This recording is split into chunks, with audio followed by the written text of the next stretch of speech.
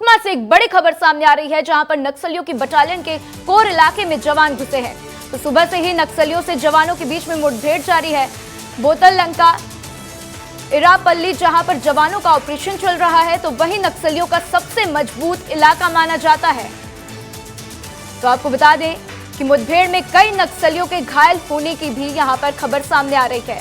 तो हालात पर नजर बनाए हुए आला अधिकारी और जवानों के संपर्क में एसपी हैं, सीआरपीएफ है और सीआरपीएफ की डीआईजी और कोंटा की डीआईजी भी जवानों के संपर्क में है।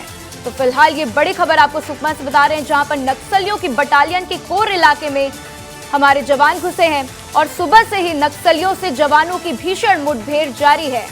तो मुठभेड़ की तस्वीरें फिलहाल जो है सामने नहीं आई हैं, लेकिन आपको बता दें कि सुबह से ही नक्सलियों के साथ जवानों की मुठभेड़ चल रही है और इसमें आपको बता दें कि नक्सलियों का सबसे मजबूत इलाका माना जाता है, जहां पर फिलहाल ये ऑपरेशन जारी है।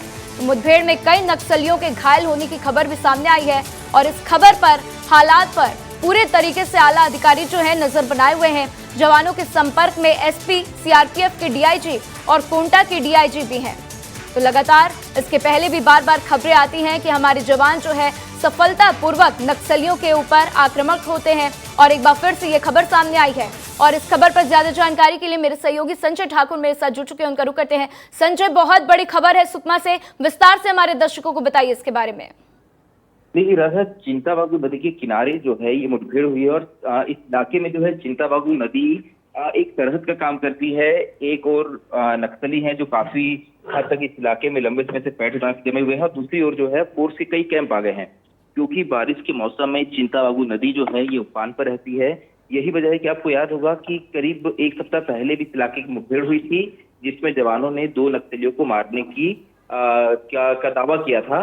लेकिन इस इलाके में क्योंकि अब नदी का बहाव थोड़ा कम हुआ है, तो जवान उस पार गए। यहाँ एक बड़ी मुठभेड़ हो रही है, जिसमें नक्सलियों का एक अस्थायी कैंप मिला है। बड़ी मात्रा में नक्सल सामग्री मिली है। कई दौर की यहाँ फायरिंग हुई है अलग अलग जगहों पे, लेकिन अब तक कितने नक्सली मारे गए हैं इस बारे में पुलिस के आला अधिकारी कुछ भी कहने से बच रहे हैं, क्योंकि फिलहाल अभी भी ऑपरेशन इस इलाके में जारी है और ये इलाका बहुत ही सेंसिटिव है। चिंतागुफा वही इलाका है, वही थाना क्षेत्र है जहाँ पिछले सालों में 200 से अधिक जवान शहीद हुए हैं।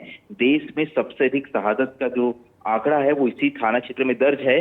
हालांकि इस इलाके में अब काफी कैंप हो चुके हैं। यही वजह है कि फोर्स इस इलाके में अब नक्सलियों की बहुत ही कोर इलाके में जाकर बड़े ऑपरेशन को अंजाम दे रही है। इस इलाके में नक्सलियों की बटालियन नंबर 1 भी सक्रिय है रहा था। बटालियन नंबर 1 जिसे फिरमा लीड करता था और सबसे खतरनाक है ये। यही वजह है कि फोर्स इस इलाके में काफी सोच समझ कर आगे बढ़ती है और यही वजह है कि पुलिस के आला अधिकारी। संजय, तो फिलहाल ये मुठभेड़ जारी है और अन्य जो अपडेट्स हैं उसके ऊपर कि कितने नक्सली मारे गए हैं, जैसे ही आपके सामने आएगी हम आपसे फिर जुड़ने की कोशिश करेंगे। फिलहाल जानकारी साझा करने के लिए आपका शुक्रिया।